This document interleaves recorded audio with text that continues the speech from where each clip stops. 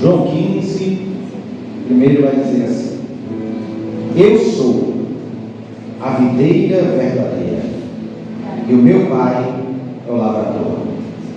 Toda vara em mim que não dá fruto, atira, e limpa toda aquela que dá fruto, para que dê mais fruto. Vou repetir: eu sou a videira verdadeira, e o meu Pai é o lavrador. Toda vara em mim que não dá fruto, atira, e limpa toda aquela que dá fruto, para que dê mais fruto. Jesus, ele gostava de ensinar-nos, sempre por meio de parábolas e analogias. Jesus aqui, ele vai fazer uma analogia sobre a videira. E ele vai dizer que ele é a videira verdadeira, e que o Pai é o lavrador. Para que Jesus ele faz essa analogia? Para que os discípulos ali pudessem entender melhor o que é que ele queria falar.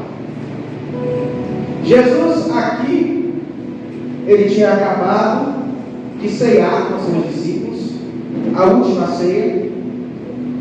Jesus havia falado com Judas, ali falava que alguém havia lhe traído, seria aquele que colocasse a mão no bocado junto com ele. E a Bíblia vai dizer que depois de colocar a mão no bocado, Judas sai, porque Jesus disse para ele: vai e faça o que você tem que fazer. E Judas sai. Ao Judas sair, Jesus então começa a ensinar seus 11 discípulos que ali estavam. Foi o último sermão de Jesus para os discípulos antes da sua morte. É a última vez que Jesus vai ensiná-los. O ensinamento que ele vai dar agora para esses discípulos é justamente sobre frutificar. E ele vai dizer: eu sou a videira verdadeira, e o meu Pai é o lavrador, e vós sois os ramos. E os ramos, eles estão diretamente ligados na vide, na árvore. E ele vai dizer: olha, toda vara que está em mim, todo aquele que tem contato comigo, e ele não dá fruto, meu Pai tira. Em outras versões, a NVI, por exemplo, vai dizer: o Pai corta, o Pai arranca. Por que Jesus vai dizer isso? Israel também era considerada como uma videira. Ele vai falar em Jeremias, no capítulo 2, versículo 21. Jeremias capítulo 2, 21, ele vai dizer assim: eu mesmo te plantei como um vide excelente, como uma semente inteiramente fiel. Como, pois, te tornaste para mim como uma planta degenerada, como uma vide estranha? Ele vai dizer: eu mesmo te planto. Jesus, ele diz que ninguém vinha a ele se o Pai não trouxesse. Ninguém poderia vir a Cristo se Deus não trouxesse essa pessoa a ele. E aqui o Senhor está dizendo: foi eu que plantei, mas vocês se transformaram para mim em uma árvore infrutífera, uma vida estranha. Ele está dizendo: eu plantei algo bom, mas vocês se transformaram em algo ruim. Porque Jesus vai dizer: todo aquele que está em mim, ele tem que dar fruto. Se ele não der fruto, o Pai tira. No capítulo 15, ele vai falar sobre 3 tipos de pessoas. que não dão frutos, os que dão frutos e aqueles que dão muitos frutos. O primeiro tipo de pessoa é o que Jesus está falando aqui, ele não dá fruto. Mas como é que alguém que está em Jesus não dá fruto? Pode alguém que está em Jesus não dar fruto? Pode. Isaías, capítulo 5, versículo 2. Aqui também é uma analogia sobre Israel. E ele vai dizer o seguinte: 5:2.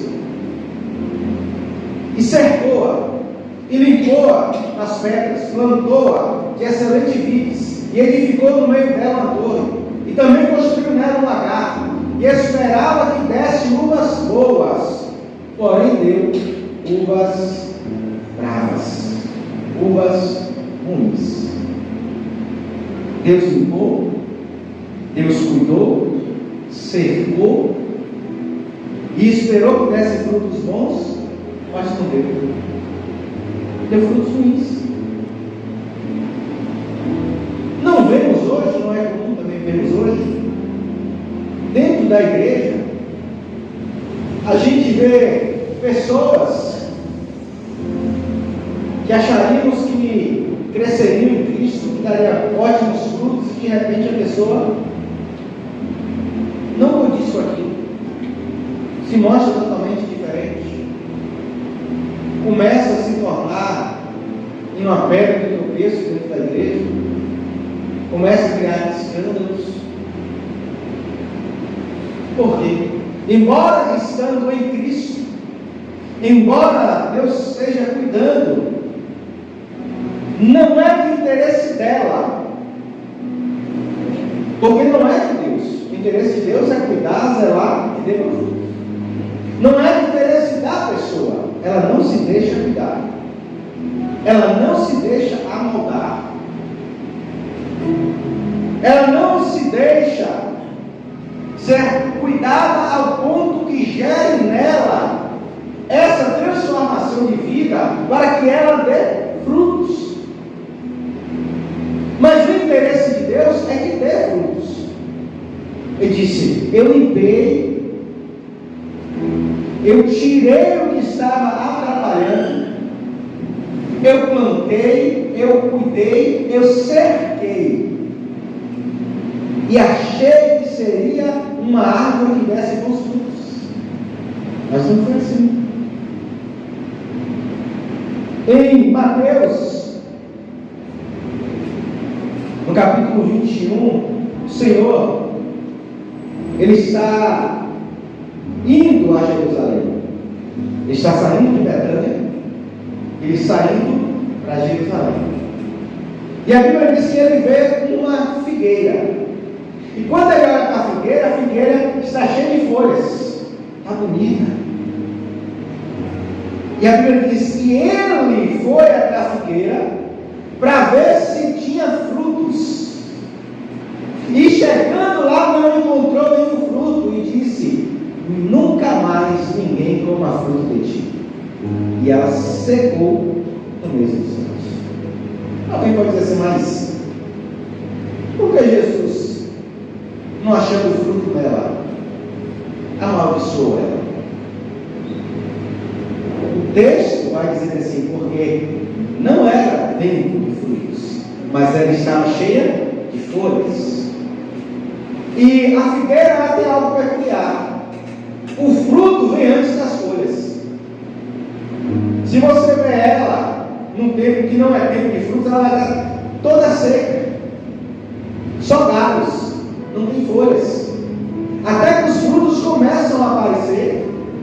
E depois dos frutos começarem a aparecer, as folhas aparecem também.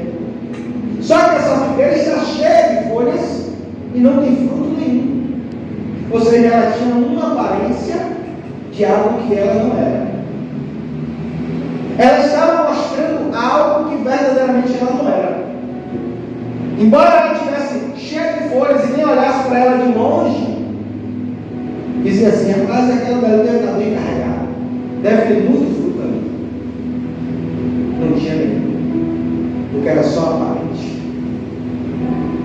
Aquele que está em Cristo, mas ele tem uma vida superficial.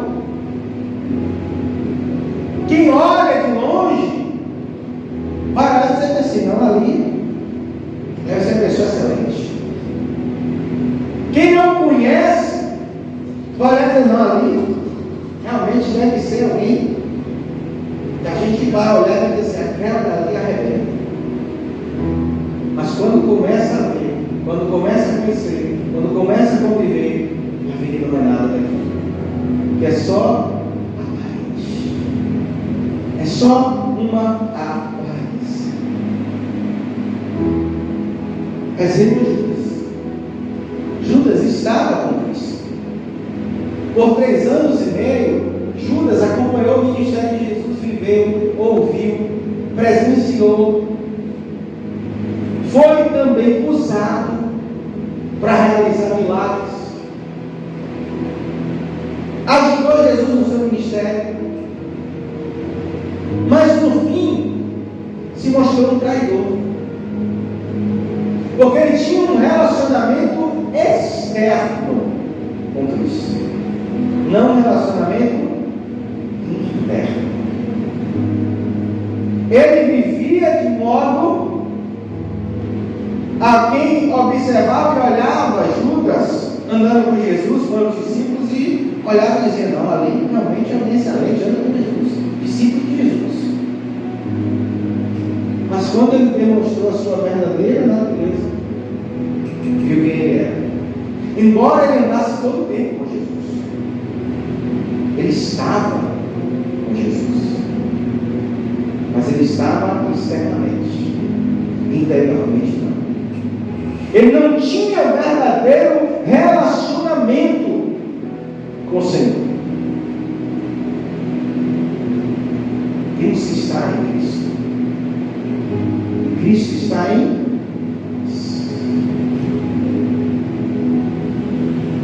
Israel. Quando sai do Egito, e eles começam a caminhar no deserto, de acordo com as provações que vão acontecendo, Israel vai se mostrando que, embora eles saíram do Egito, o Egito não havia saído deles. Porque qualquer provação, qualquer dificuldade, a Bíblia nos relata que eles iam até Moisés e diziam assim: Moisés, tu nos tirou do Egito para viver aqui dessa maneira? Na primeira vez que eles encontram a dificuldade, que é quando acaba a água, eles vão reclamar com Moisés, dizendo: Moisés, tu nos tirou do Egito, vai morrer de sede aqui. Quando falta comida, eles reclamam novamente, e ele diz: Moisés, tu nos tirou do Egito para morrer de fome aqui, não tinha sepultura lá. Quando estávamos no Egito, sentávamos na beira da fogueira e comíamos. Ou seja, eles saíram do Egito, mas a mentalidade do Egito ainda estava impregnada neles. Eles ainda viviam o Egito dentro deles. Muitas pessoas saem do mundo e vêm para a igreja, mas ainda a mentalidade de mundo está nelas. Ainda estão vivendo dentro de si o mundo, embora não estejam lá, mas estão vivendo dentro delas ainda aquele mundanismo. Qualquer dificuldade, qualquer luta que passe, ele lembra do mundo. Ele lembra para dizer: quando eu estava no mundo, eu não passava por isso, eu não enfrentava isso. É porque quando estamos em Cristo, os nossos olhos são abertos, conseguimos enxergar aquilo que não enxergávamos quando estávamos cativos pelo pecado. 2 Coríntios 4,4 vai dizer que o Deus deste século tem cegado o entendimento dos incrédulos, para que não vejam, não lhes resplandeça a luz do Evangelho da glória de Cristo, que é a imagem de Deus. Quem está ainda no mundo, os seus olhos estão fechados. O inimigo fecha. Passam por lutas, por provações, por dificuldades, mas estão ali cegos. Quantas pessoas que nós vemos está com a vida destruída, casamento destruído, bebendo, se drogando, se destruindo, mas mesmo assim não querem vir para Cristo. Estão lá e dia após dia repetem as mesmas ações, vivem as mesmas coisas, mas não conseguem enxergar o caminho, não conseguem ver a saída que está diante deles, porque os seus olhos estão fechados. O inimigo fechou. Os seus olhos eles não conseguem ver a realidade que está diante deles. Está diante deles, que é uma ilusão que estão vivendo. Quem já assistiu o filme Matrix, muito famoso, fala bem sobre essa questão de realidade. Alguém que está vivendo algo que não é real, está sendo conduzido dentro daquilo, e tem uma opção de escolher qual a decisão que vai tomar: viver a vida real ou continuar na fantasia. E tem pessoas que preferem continuar na fantasia, mas não querem viver a vida real, não querem enxergar a realidade, que só há vida em Jesus, que fora de Jesus não existe vida. Então Jesus ele está dizendo: aquele que está em mim, ele não dá fruto, ele vai ser cortado, ele vai ser tirado. Mas todo aquele que está em mim e dá fruto,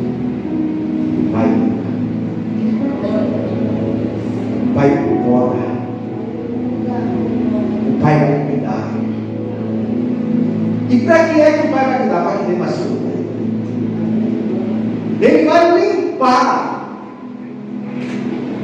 Hebreus 12, 11 vai dizer assim: e na verdade, toda correção ao presente não parece ser gozo ou alegria, senão de tristeza, mas depois produz um fruto pacífico de justiça nos exercitados por ela.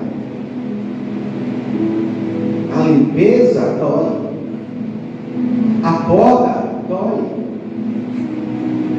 Se nós pudéssemos ouvir uma planta, quando o agricultor está podando ela, você ouviria ela gritar, porque ela está sendo cortada, podada. Quando Deus quer cuidar de nós, Ele poda. E às vezes nós sentimos essa poda, nós sentimos a dor dessa poda, dessa limpeza, porque está arrancando algo de nós. E para que serve essa limpeza?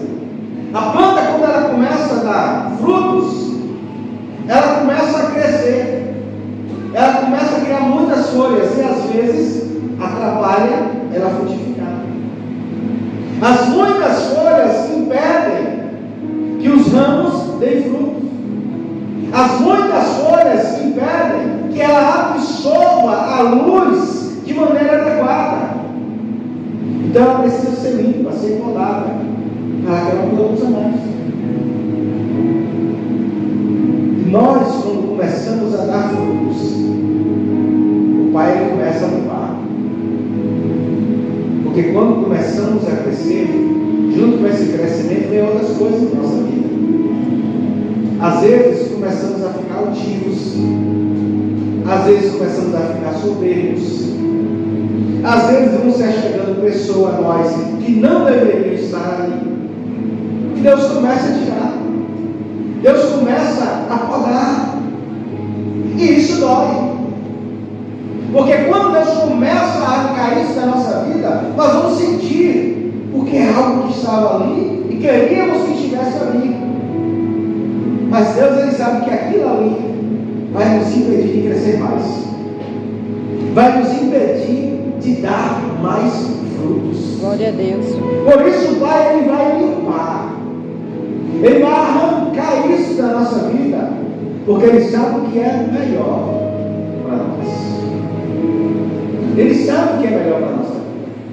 E Ele sabe que se Ele deixar daquela maneira, vamos diminuir a produção. Vamos deixar de gerar aquilo que tínhamos que gerar na nossa vida. Quando você planta 2 árvores, você deixa as 2 lá, você começa a cuidar de uma e deixar a outra ao bel prazer da natureza, você vai perceber que aquela que é cuidada, podada, ela vai produzir mais do que a outra, que está crescendo lá solta, sem nada. No versículo de número 3, diz assim: mas vós sois limpos pela palavra que vos tenho falado. A palavra, ela tem esse poder de limpar, porque quem convence o homem do pecado e do juízo é o Espírito Santo. Amém. O Espírito Santo, ele trabalha na nossa vida pela palavra que nos é liberada, pela palavra que nos é pregada, pela palavra que nos é ensinada, porque esta palavra, ela tem poder de limpar o ser humano. Glória a Deus. Dia após dia, ela vai limpando, moldando o caráter, que o nosso caráter, ele tem que ser moldado. Nós temos que ser maleáveis àquilo que Deus quer fazer na nossa vida. Se resistirmos, nós somos quebrados. Quando o Senhor, Ele fala a Jeremias, Ele diz assim: desce a casa do oleiro e olha o trabalho do oleiro. O oleiro está trabalhando barro na roda. E o barro, ele está fazendo um vaso, e o vaso se desfaz na sua mão. O que é isso? O oleiro, ele tem uma roda, ele começa a pisar aquela roda, ele começa a girar, e coloca as mãos, e o barro vai moldando de acordo com a sua mão. Mas se o barro estiver resistente, ele vai se desfazer o molde do vaso que estava ali. Ele fica todo torto. E o oleiro, ele tem que desmanchar aquilo tudo de novo e voltar ao trabalho inicial. Se eu e você resistirmos à limpeza que Deus quer fazer na nossa vida, nós dificultamos o trabalho de Deus na nossa vida. E Deus tem que recomeçar aquilo que Ele começou a fazer. Então temos que ser maleáveis. Temos que ter um coração quebrantado, um coração contrito, para ouvir a voz de Deus e deixar Ele fazer na nossa vida segundo a sua vontade. Não o nosso querer, mas o querer dele. Não a nossa vontade, mas a vontade dele. Glória a Deus. Olha o que Jesus nos ensina na oração do Pai Nosso. Pai Nosso que está nos céus, santificado seja o teu nome. Venha o teu reino. Seja feita a tua vontade na terra, como é no céu. Quando declaramos isso, estamos dizendo para Deus que a tua vontade seja feita na minha vida, aqui na terra, como ela é no céu. Porque Deus tem um propósito na nossa vida estabelecido no céu. Ele tem um propósito. Romanos capítulo 8, 28, se eu não estou enganado, vai dizer assim: que todas as coisas cooperam para o bem daqueles que foram chamados segundo o propósito de Deus. Segundo o propósito. Ele tem um propósito na nossa vida. E esse propósito ele já está pré-estabelecido. Ele está pré-estabelecido. Ele não está estabelecido, ele está pré. Deus ele preparou. Mas ele só pode estabelecer isso se nós deixarmos. Porque Deus ele não vai invadir a sua vida. Ele não invade. Ele é um visitante que quer morar na nossa vida. Aleluia. Estou à porta e bato. Se ouvir a minha voz e abrir a porta, eu vou entrar e vou morar. Se abrirmos a nossa vida, ele entra. E ele faz morada. Quando ele entra, ele vai tirar algumas coisas do lugar. Algumas coisas que a gente colocou ali e que a gente até gosta que esteja ali. Mas ele vai dizer: eu vou morar aqui. Eu quero essa casa do meu jeito. Eu vou mudar. Quando alguém aluga uma casa e aquela pessoa ela chega na casa, que ela entra ali, a casa está pintada de uma maneira. Mas ela chega ali, ela não gosta daquelas coisas, ela diz: não, vou pintar. O dono da casa que alugou a casa pode dizer ao inquilino: você não vai pintar? Por quê? Ele está pagando para morar ali, aquela casa, enquanto ele estiver ali é dele. E ele tem autoridade ali dentro. A não ser que o dono diga assim: então não mora aqui. E aquele inquilino vai sair. Assim é Jesus. Ele entra na nossa vida e diz assim: vou mudar isso. Se você disser não, ele não vai brigar com você. Não, ele vai dizer: então fique aí, porque eu não posso ficar aqui. Se eu for morar aqui, eu tenho as minhas normas, eu tenho as minhas regras, eu tenho o meu jeito, e o jeito de Jesus é melhor do que o nosso.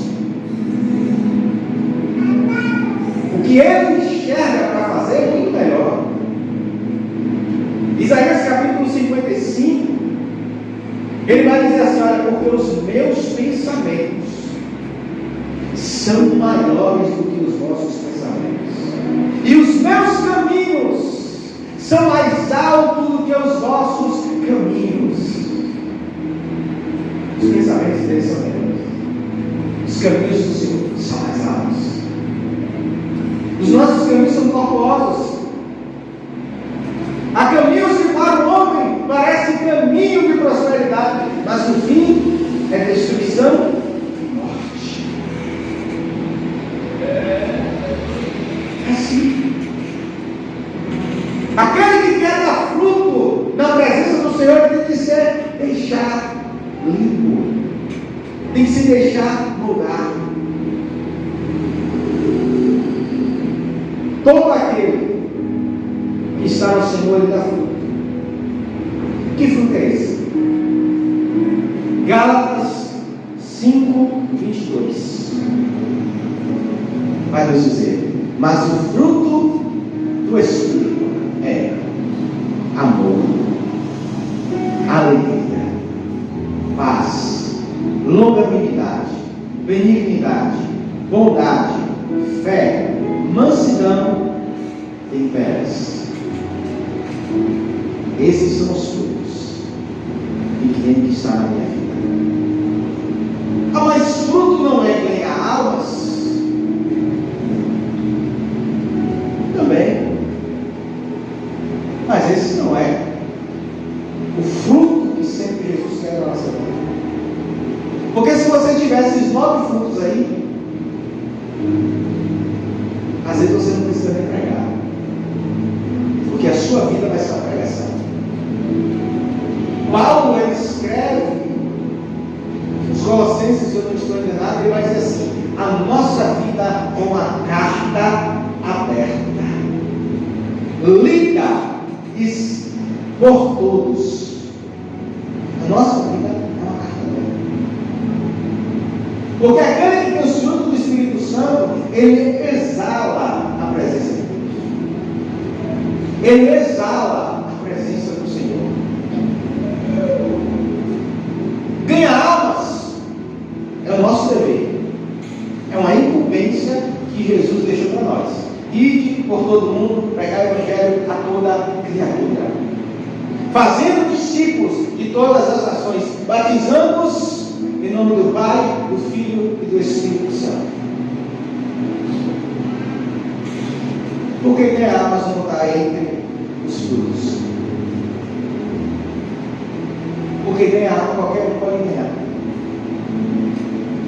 Eu já vi bêbado pregar para alguém e alguém se converter. O cara estava bêbado, não era cristão, pregando o Evangelho lá. E a pessoa se converteu. Foi para a igreja. Porque o bêbado pregou para ele e disse que na rua ali não era lugar dele. Ele tinha que ir para a igreja. E a pessoa foi e se converteu. Aquele bêbado ganhou a alma, ganhou. Mas a alma dele ainda estava lá. Ele não ganhou a dele. Nós temos que exalar esses frutos na nossa vida. Os frutos do Espírito Santo. Filipenses 1:11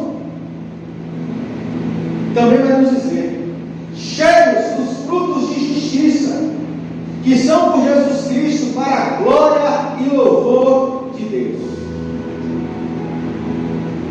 Frutos de justiça.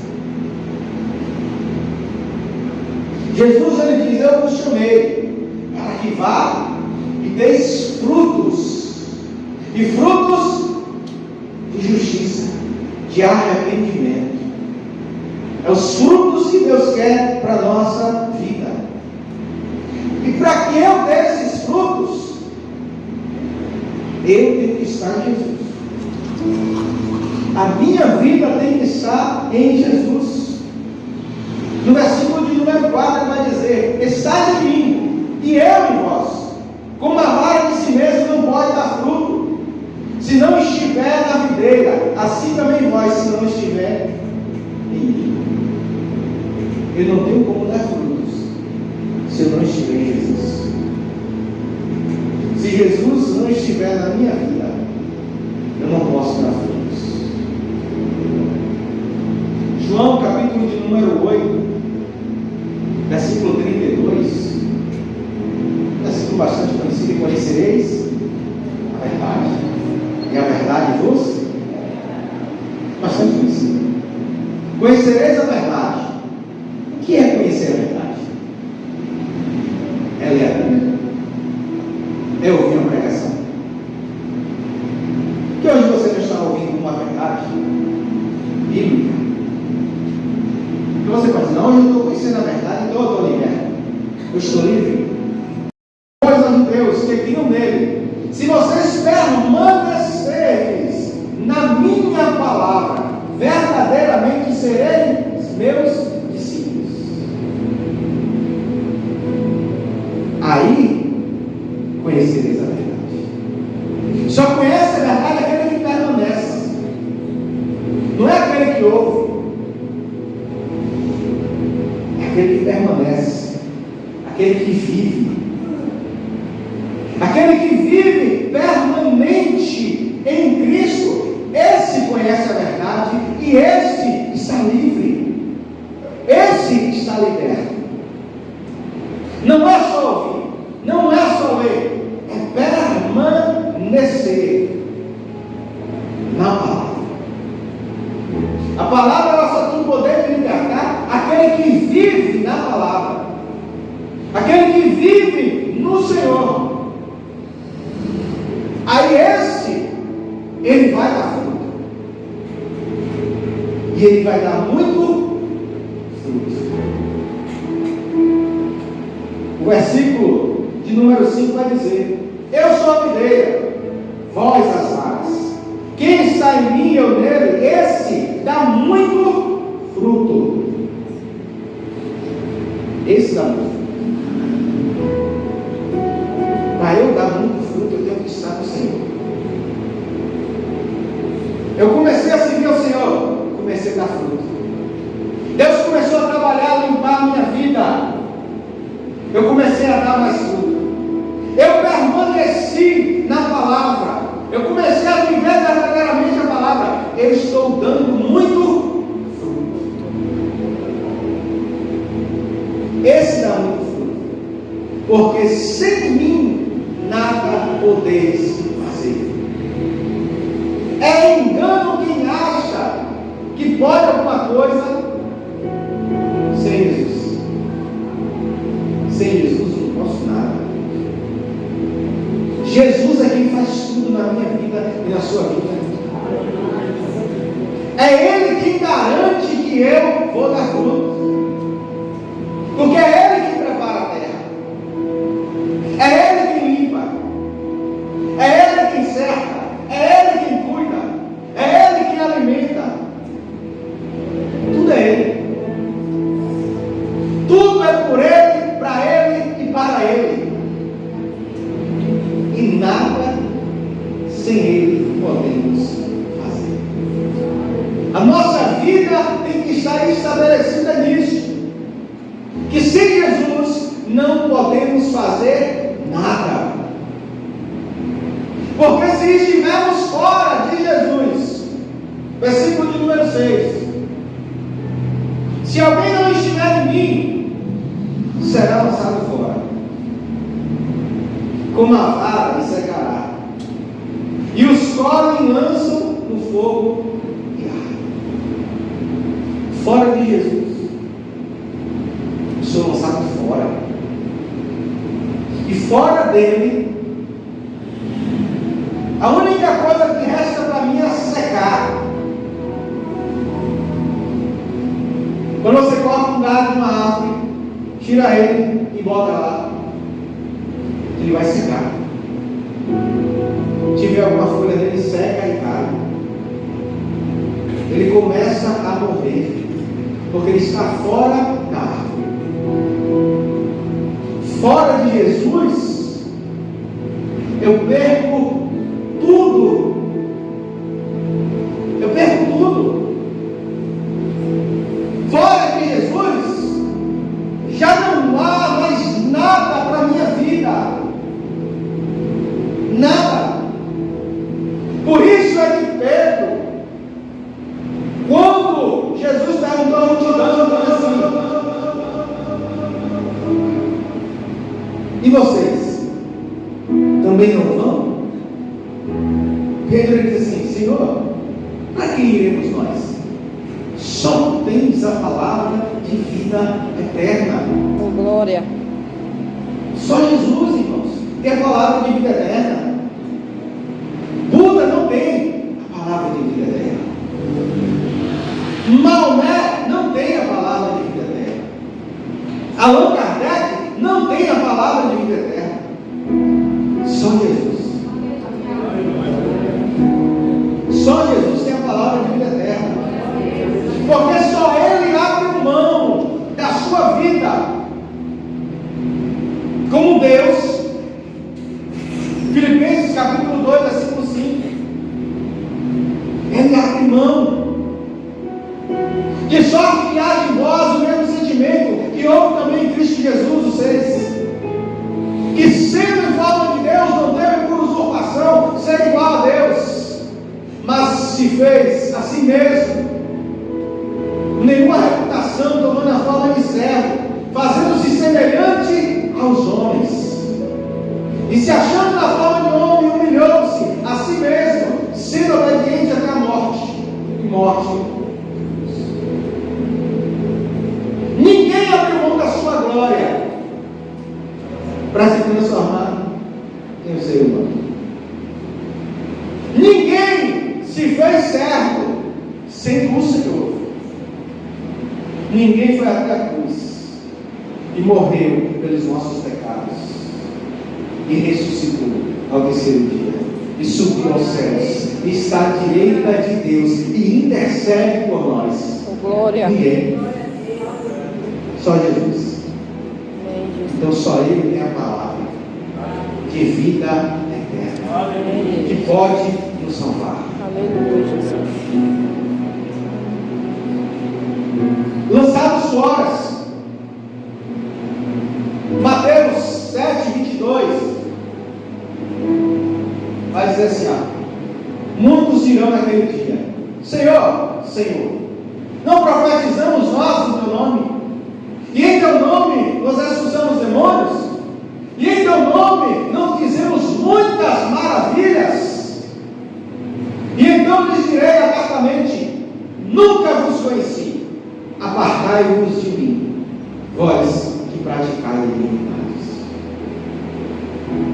Irmãos, eu acho que essa é a palavra mais dura que existe na Bíblia.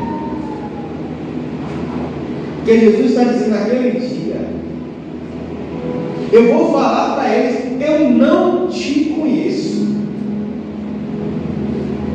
Você sabe o quanto é dura essa palavra?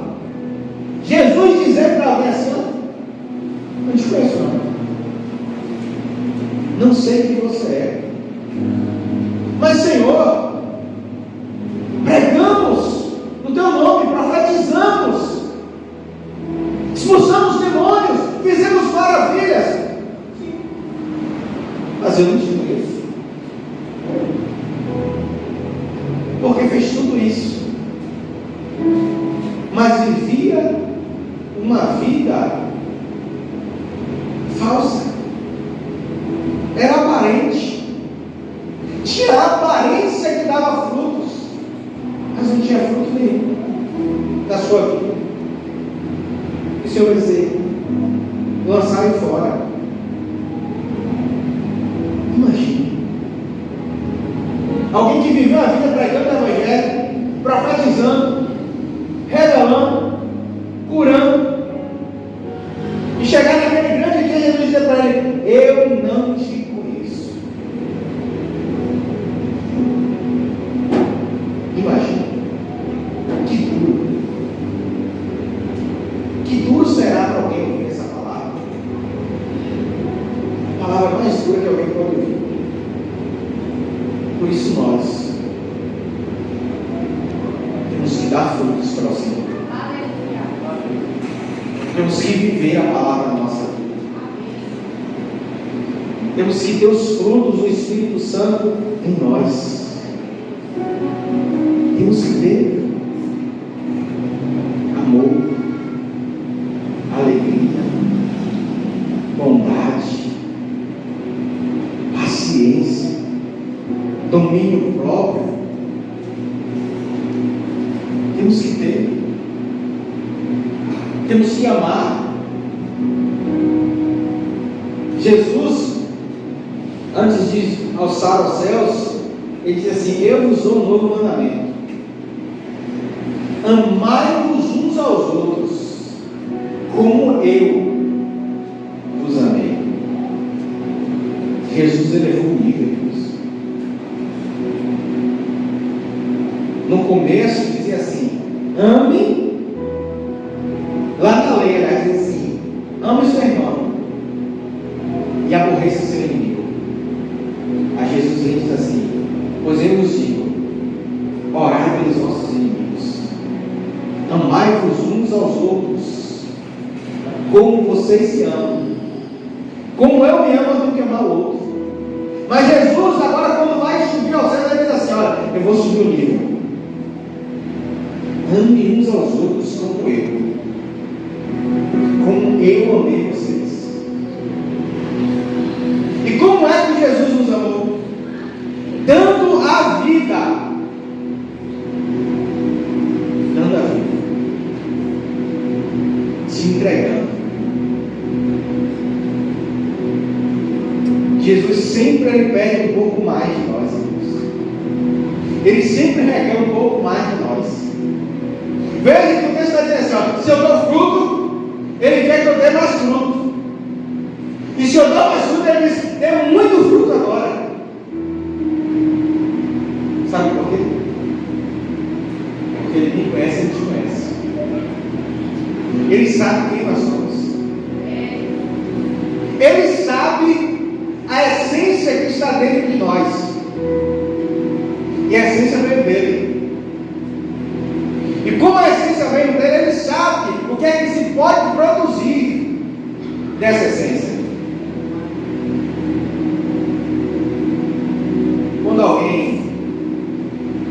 faz o enxertia, né? Tira de uma planta ali para outra, ele sabe a essência da planta que ele tirou. Ele sabe que aquela outra lá vai poder produzir. Então ele só vai cobrar daquela planta que ele plantou ali aquilo que ele sabe que pode produzir. Jesus não vai cobrar de mim, de você, nada mais do que ele sabe que eu e você pode produzir. Nada mais do que a minha vida e a sua vida pode dar para o Senhor. Ele não vai cobrar mais, não. Ele sabe tanto que nós podemos produzir, né, no Senhor. Porque não é nem nós que vamos fazer, é Ele que vai fazer na nossa vida. A gente só tem que deixar Ele fazer. A gente só tem que deixar Ele trabalhar. A gente só tem que se entregar para Ele, para que Ele possa fazer. Só que o difícil é abrirmos mão da nossa vontade para dizer assim: Jesus pode fazer. É difícil. Você abrir mão do controle da sua vida. É difícil. Na hora que as coisas estão apertadas, está difícil, que você precisa da ajuda dele, aí a gente fica assim: não, Senhor, toma a direção, faz aí como o Senhor quer. Aí quando ele começa a trabalhar, as coisas começam a entrar no jeito, a gente começa a agir. A gente começa a dar pitaco, dar opinião naquilo que Jesus está fazendo. Não, Jesus, espera aí, desse jeito aqui está melhor. A gente tem dificuldade de abrir mão do controle na nossa vida para Jesus fazer. E o grande segredo que nós produzimos é abrirmos mãos. O controle da nossa vida para que Ele faça. Diz assim: e para que são esses frutos? Para a glória de Deus.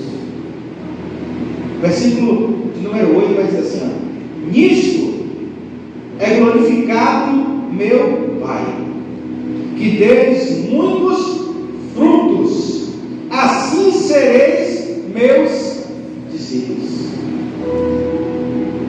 Nisso é glorificado meu Pai.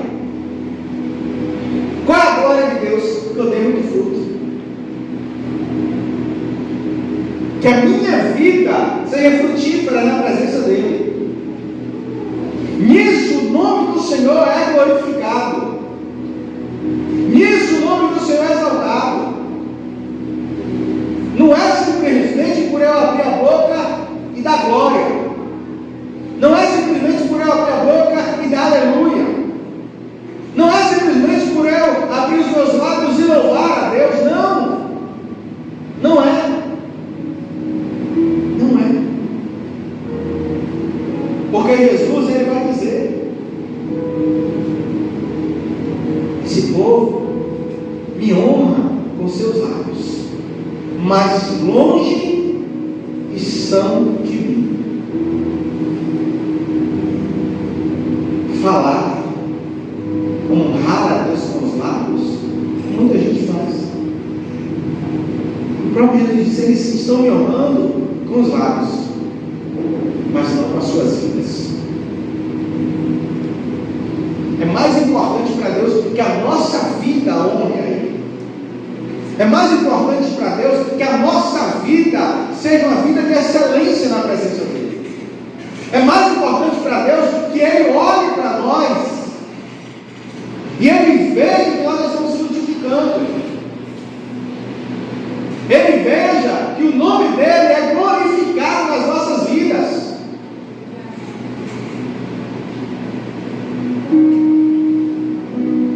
O próprio Deus, Ele vai dizer para a nação de Israel: o meu nome é blasfemado entre os ímpios por vossa causa.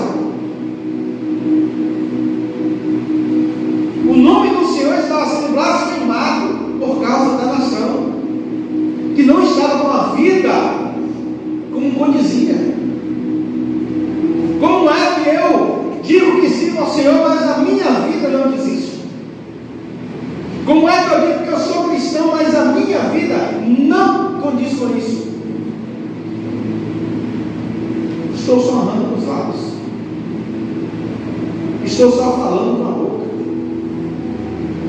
mas a minha vida não está verdadeiramente mostrando que eu sou servo de Deus, que eu sou cristão.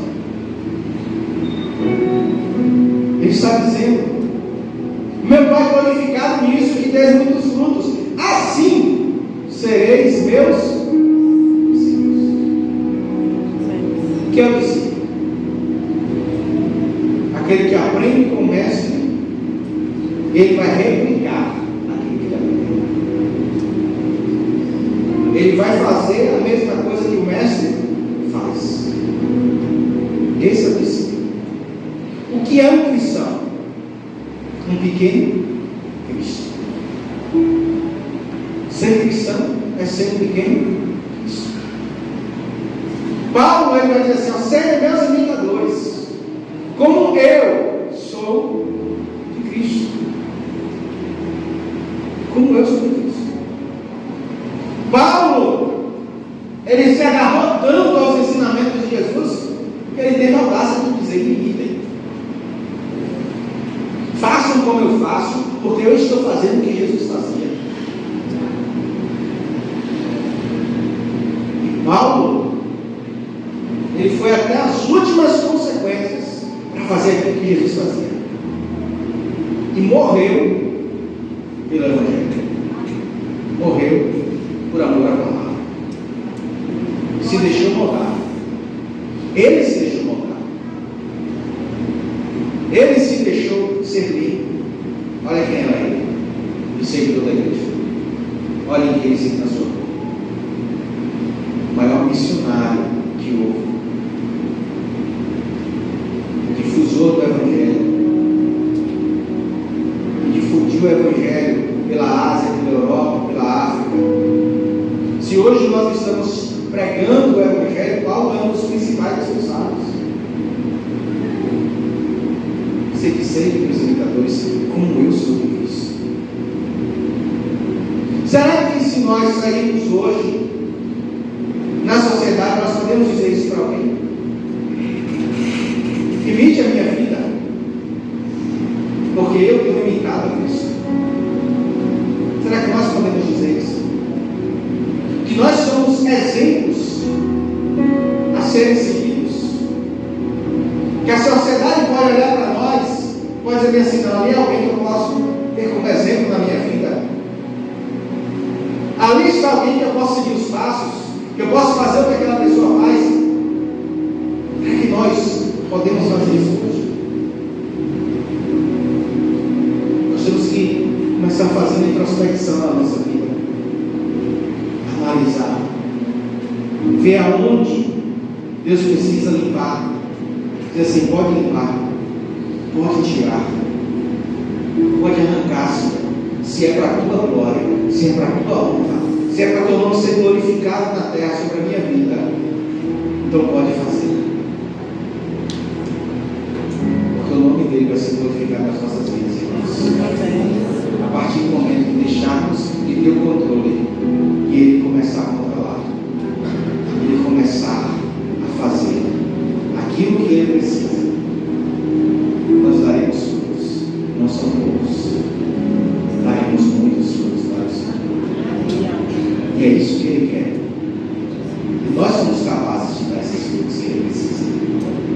Só precisamos aprender a deixar Deus limpar para que tenhamos mais frutos. Amém? Louvado seja o Senhor.